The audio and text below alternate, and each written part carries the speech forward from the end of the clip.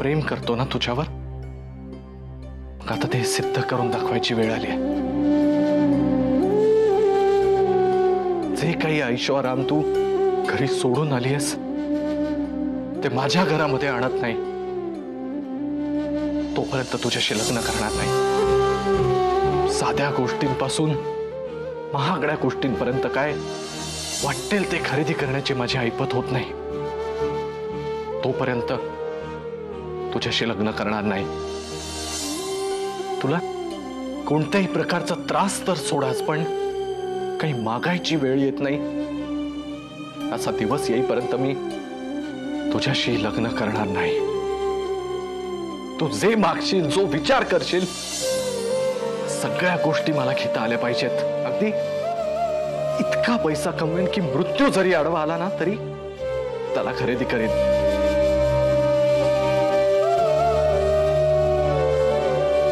तोपर्यंत तुझ्याशी लग्न करणार नाही, हे माझं वचन आहे शमिका तुला। आणि हे माझ्या इतर वचनांसारखं नाहीये।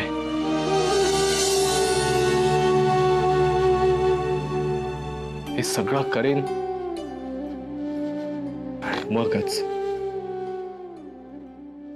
मगच तुला लग्नाची मागणी घालेन।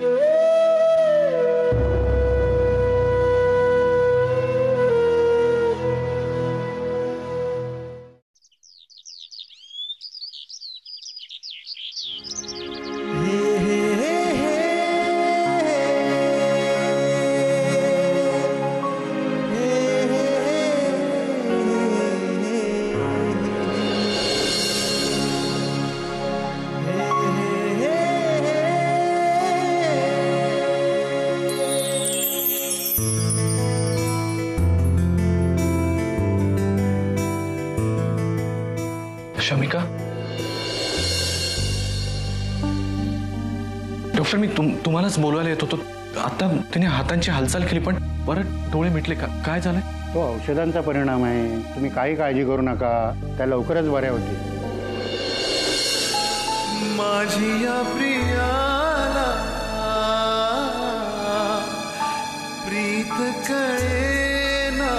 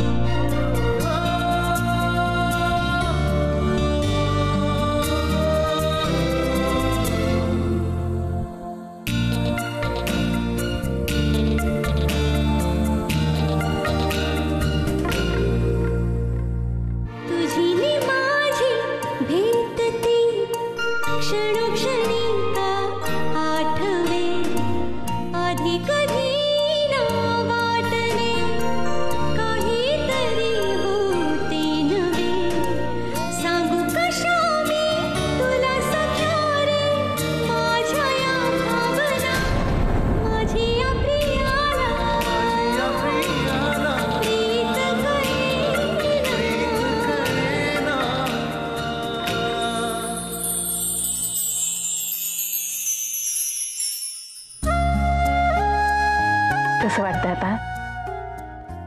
तुझ्या काळजीमुळे रात्रभर झोप नाही लागली आम्हाला। आपण ना असं करूया, तुझी दृष्टच काढून टाकूया। एवढी सोन्यासारखी सून माझी कोणाची नजर लागायला नको। शमिका, लवकर बरे हो, आम्ही सगळे तुला खूप मिस करतोय। वहिनी, हे घ्या माझ्या गोड वहिनींसाठी हे गोड चॉकलेट। मला माहितीये इतक्या महिन्यात अभ्यानी हे आणलं नसेल। चंदू, हाय शमी। ए सर काही बाजूला हो जरा। हे बघ मी तुझ्यासाठी काय आणलंय। आपला क्यूटचा फोटो छान आहे ना? आणि ही व्हाईट फुलं, तुझा फेवरेट कलर. घ्या. हे घे. आता घरातले भांडे, पेले, तांबे, कपाट, ते काय फिश टँक ते पण आणायचंच ना. हे बघ चंदू. हे बघ, वहिनी इथे फार दिवस राहणार नाहीये, मग हे कशाला आणलं? चंदू काय आहे?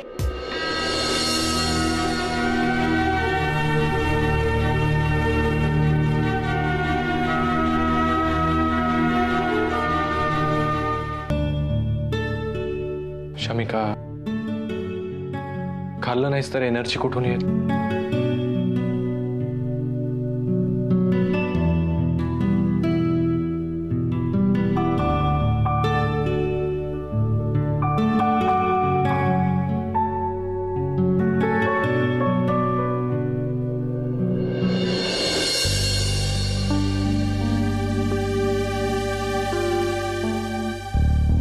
बाप्पा प्रार्थना ऐकतो.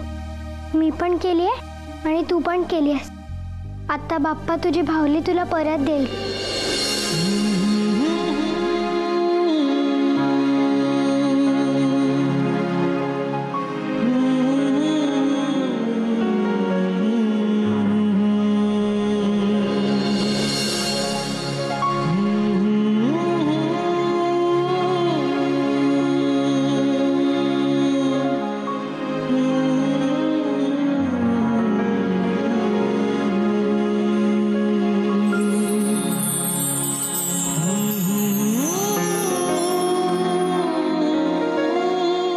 अभि, तू कधीपासून विश्वास ठेवायला लागला रे या सगळ्यावर? काळ बदलतो, आपणही बदलतो, आणि मग अशा गोष्टींवर विश्वास ठेवायला लागतो आपण.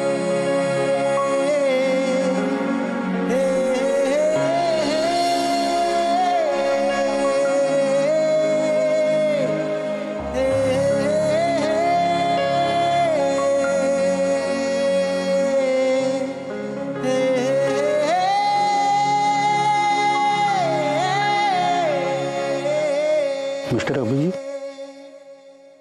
पेशंट शुद्धीवर आल्यापासून तुम्ही सतत त्याच्या आसपास आहात.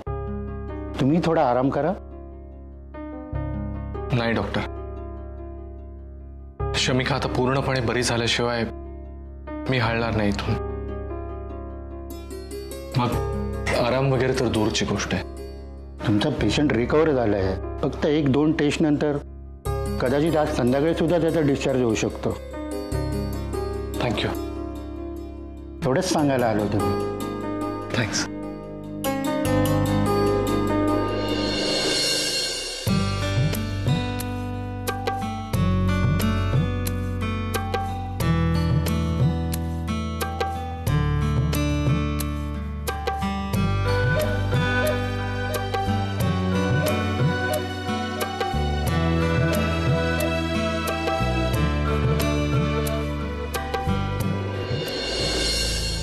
रिया, सगळं सामान नीट चेक करून घ्या. हो हो. मी जरा डिस्चार्जच्या फॉर्मॅलिटीज बघते आणि बिल वगैरे सगळं पे करून आले. हो चालेल. बेटा आले हा मी.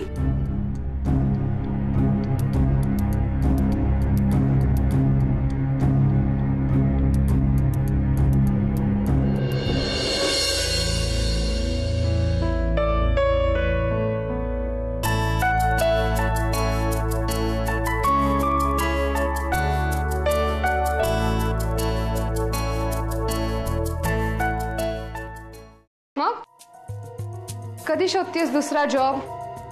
दुसरा जॉब का? हा, म्हणजे तुझ्याकडे बघून तरी वाटत नाहीये की तुला ह्या जॉब मध्ये काही इंटरेस्ट राहिलाय. खरंय नम्रता तुझं. मला ना आता असं वाटायला लागलंय की आई बाबा आणि दादा म्हणत होते तेच बरोबर आहे वाटतं.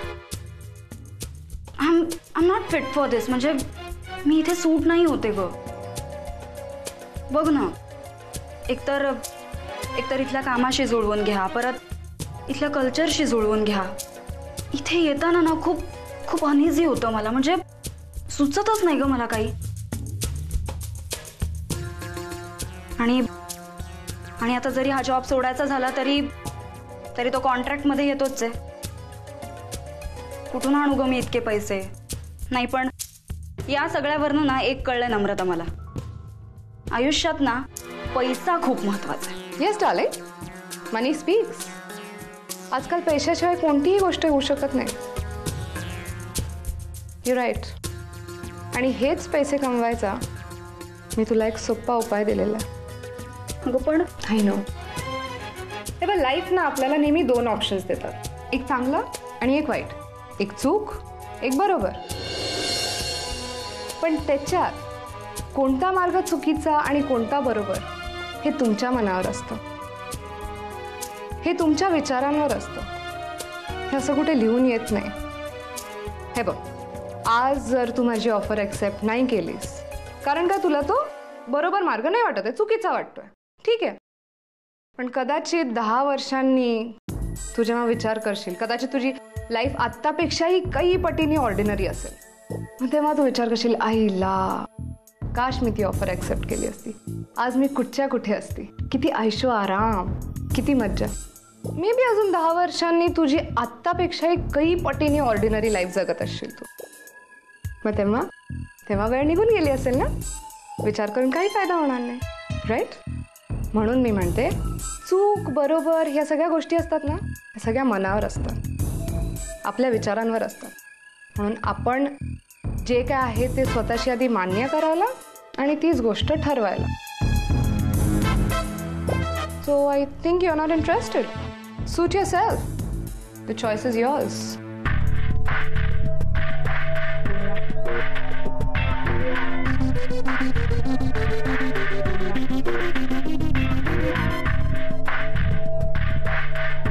मी तयार आहे.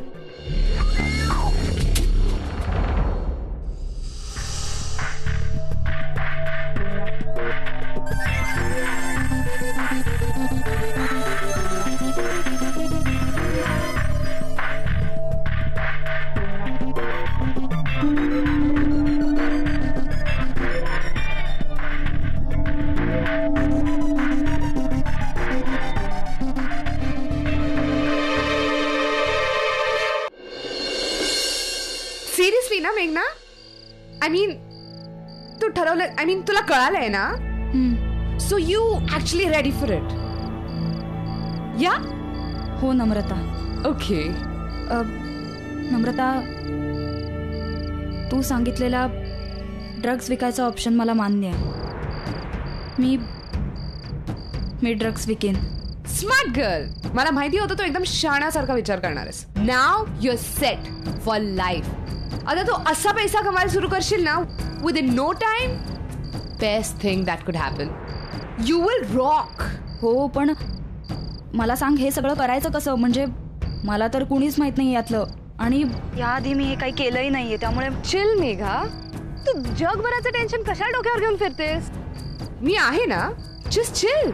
आणि हा, मला माहित नाही हे सगळं मी कधी केलं नाही. मग काय मी जन्मताच सगळं शिकून आलोय का?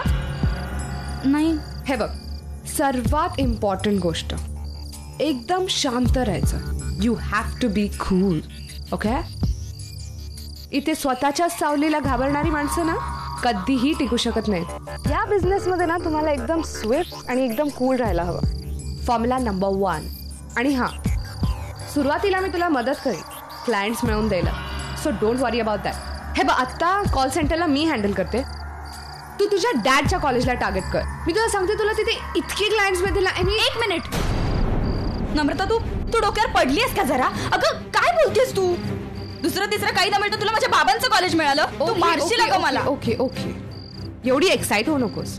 हे मग मी काय तिथे तुला जग जाहीर पॅम्पलेट्स वगैरे वाटायला सांगितले रोडवरती वगैरे? अगं पण तरी okay, there is a way. Okay, एक पद्धत आहे, मी शिकवीन ना तुला. हे बघ, आणि तसं सुद्धा तुला डॅडच्या कॉलेजमध्ये तुला कोण ओळखतच नाही ना. अगं डोंट वरी, मी समजून ना तुला. चल. तुला शोधायचं कुठे? कुठे कॉन्टॅक्ट करायचं तुला? Chill chill dude. आम्हाला माल दिले बघ यार, आमच्या भाषा मजा मांडा तू. ए बाई, हसायचं नाही. आम्हाला ओळखतं ना, पैसा मिळाला ना तुला, माल दे. ते भी आत्ताच दे. हे बघा, ऐका, मी माल ना असा बॅगेत घेऊन फिरत नाही. ओके. हे बघा, एक पद्धत आहे. तुम्ही मला तुमचा पत्ता द्या, मी तिथे पोहोचवते. उगा शेंडा लावू नकोस. अरे माल दे, टेन्शन देऊ नकोस. ए, तुला भाषा कळते की वेगळ्या भाषा समजावं लागत? माल दे. ए सोडा, सोड.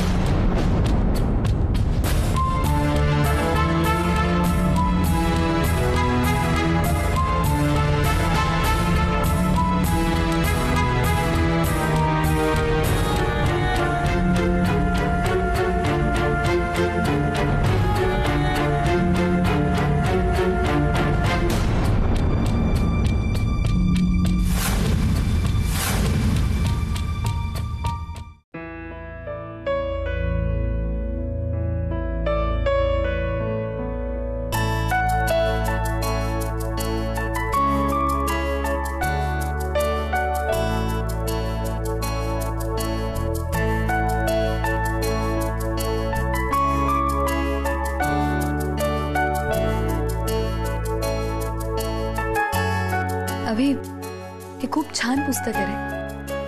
बघ ना किती छान लिहिलंय. काही गोष्टी मिळण्यापेक्षा त्यात चुकण्यात जास्त मजा असते. किती खरं आहे नाही? बघ ना, तुझ्या जवळ असायची सतत कारणं शोधत असायचे मी. मला नेहमी वाटायचं तू माझ्याच बरोबर असावंस, माझे लाड करावेस, मला भरवावंस. आणि या ऍक्सिडेंटच्या निमित्ताने हे सगळं जुळून आलं. मी जेव्हाही डोळे उघडायचे तू माझ्या समोर असायचंस. तुला पाहत पाहतच झोपी जायचे मी. मला भूक नसली तरी तू इतकं मायेने भरवायचास की मला खावंच लागायचं. माझ्या जखमेवर मायेने फुंकर घालायचास.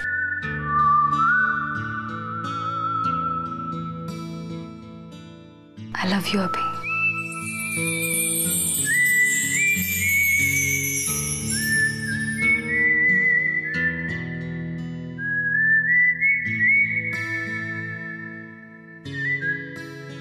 या ऍक्सिडेंटमुळे खूप छान सहवास लाभलाय मला तुझा.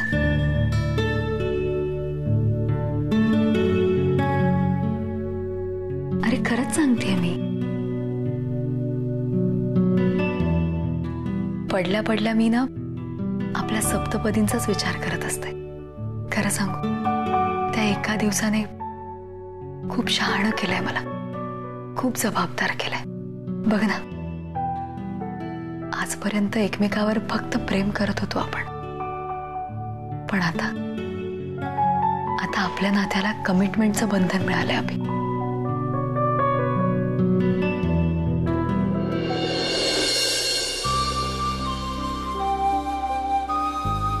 आता मी बदलून गेले अभि. कारण जगासाठी नाही तरी आपल्या नात्यासाठी मी तुझी बायको आहे. या नात्याने मला खरंच बदलवून टाकलंय अभि. तुला खरंच सांगते, त्या एका दिवसाने ना सगळ्या जबाबदाऱ्यांची जाणीव करून दिली आहे मला.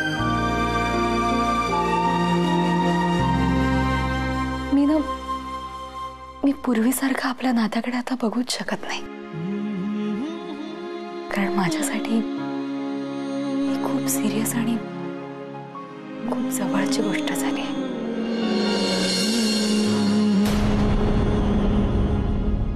आता जर आपल्या नात्याच्या खरेपणाबद्दल कोणी शंका घेतली ना अभि, तर हा माझा अपमान समजेल. आपल्या नात्याचा, आपल्या प्रेमाचा अपमान समजेल. नाही शमिका, आपल्या नात्याच्या खरेपणाबद्दल कोणीही शंका घेणार नाही याची मी काळजी घेईन. देवळात तुला दिलेल्या प्रत्येक वचनाला मी जागेन. कारण मी जर माझं कर्तव्य पाळलं नाही, माझ्या कर्तव्यात काही कसूर केली तर तो आपल्या नात्याचा अपमान ठरेल.